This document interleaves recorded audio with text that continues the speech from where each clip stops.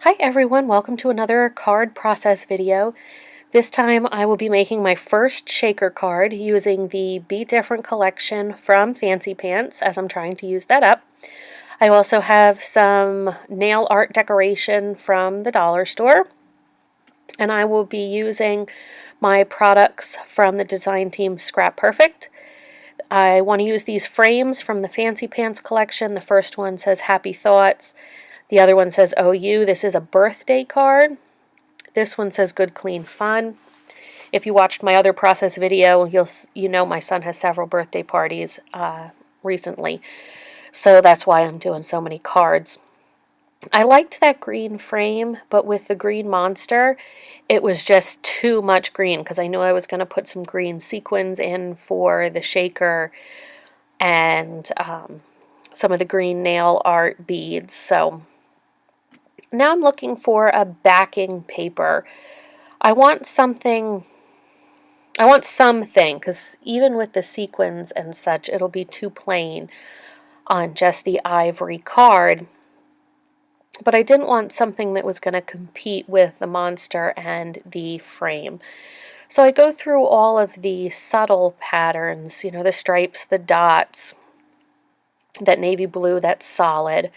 And I finally settle on the red, and it's a chevron. And I decide to use the 12 by 12 instead of the 6 by 6. The reason I did that is on the 6 by 6, since the print is smaller, it was just too busy, where the 12 by 12 piece that I had left worked perfectly. So this is just a acetate sheet or a transparency paper for those of us who are older and had projectors in our classrooms. So I'm going to cut a piece of this for the front to keep my shaker pieces in. I cut it roughly and then just size it down. I am going to use the tape runner from Umbrella Crafts that I got as a gift from scrapbook.com in my last order, because if you watch my last video, you know it's not my favorite, but I'm not one to waste adhesive. Now I'm going to use my 3M Scotch foam adhesive to create the pocket, so to speak, for my shaker card. I'm going to cut it in half so it fits that side, and then I'm going to double it up so that there's enough depth for me to put the sequins and little beads, and I do put some enamel dots in there, some of my homemade ones, so that they're not sticky. But I kept thinking as I was, planning this card out, well, the sides are sticky, so what am I going to use to make it so that the little doodads that I put inside the card don't stick to the side of the Scotch foam adhesive, because then it wouldn't shake, right? And that's where you'll see on the left is that bag of, dusty product. That is my Perfect Crafting pouch from ScraPerfect. Mine just looks so dusty because I keep it in that pouch, so every time I take it in and out, it releases a little of the crafting dust. Normally it wouldn't be that dusty, but I have little hands that like to walk away with things, so I have to keep this put away. And I just run that on the inside of the tape as well as along the transparency paper so that the sequins don't stick to that. And then to get the powder off, I just use my Perfect Cleaning Cloth from ScraPerfect as well. And I'm set to go. It takes the static off of the acetate sheet really well, and then the sides are no longer sticky. So if you like to make shaker cards, I'd really suggest those two products for you. They worked really well for me. Now I'm putting some beads in. In hindsight, I should have made my foam tape a little tighter together because a lot of these did end up falling out, although there are some still in there. But I loved that I could add these tinier pieces without adding a whole lot of cost. Like I said, these are from the dollar store. So these are my sequin stash. I have quite a stash of sequins if you've seen my organization video on that. But it's perfect because then I can match the perfect color. And the sequins were sticking to my hands. So what I end up doing is pulling that crafting pouch back out and just touching my fingers to it to pick up a little bit of the dust. And then putting my sequins where I, see, they're sticking, where I wanted them to be.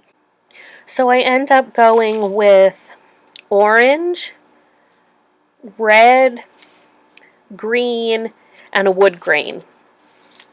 And I use some that are shiny and some that are flat. See, there you see me pulling out my crafting pouch. I also put in some of my homemade enamel dots in a blue that matches the border frame, an orange, and a green that matches the monster. So I like having all those different choices with the sequins, some shiny, some flat, different tones. You know, I think there's like 5 or 6 different reds, all different greens. And then I like having my homemade enamel dots, not just for the cost savings and not just because I sell them on Etsy, but because they don't have the sticky already on them. I can use them for other things, like this shaker card, or I can play with colors without losing my stickiness. So I'm deciding here if I want more in the card. You know, do I want more to shake around? And that's why I was picking it up and kind of seeing through the front how much looked there. I have some other nail art things that are perfect for, I had them originally for pocket letters, but they're perfect for shaker cards as well. I haven't done a pocket letter in a long time because I'm always the one who's not so lucky and ends up with a partner that doesn't send back. And with the cost, especially of mailing overseas, it just wasn't worth the headache for me. I still love to make them, but I'm not so much into swaps anymore. So now I'm going to cut another piece of the transparency paper for the back. This was because I still wasn't entirely sold on my cardstock choice or my patterned paper choice. So I figured since I have the transparency paper or, you know, acetate sheet from a project I was working on with my sister, I figured, you know, it's not like I'm wasting it. I really need to get over that thought even when I cut into patterned paper and end up not using it, that it's wasting. So there's the shaker part. I'm going to, I think next I attach the monster guy. I'm a clean up as I go though. I couldn't continue to craft if those containers were sitting all over my desk and all the pieces of, you know, adhesive backing and whatnot. So it does help though, because then when I'm done, I can, you know, take 5 minutes to clean up instead of being discouraged that, you know, my desk looks like a whirlwind. So here's where I figured out that my foam tape wasn't tight enough and that my beads were hanging out there.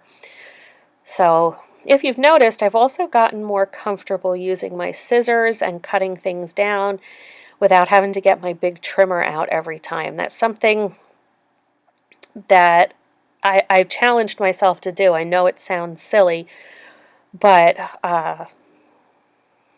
I'm trying to get more comfortable with just sticking things down and going with it so that the process doesn't take me, you know, hours. This card took about 20 minutes to make during a nap time, where before I'd hem and haw and it would take me hours to do one card or sometimes 2 or 3 days to do a layout. With the kids now, I just can't do that. So here I am using my glossy accents just to add a little something extra to the card.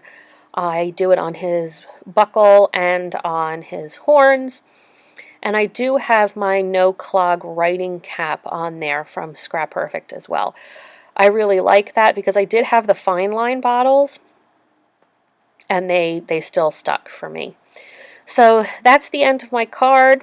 I will put some still shots at the end. I'd love it if you'd check out ScraPerfect's website and hit subscribe to my channel. Thanks so much, guys. See you in the next video. Bye.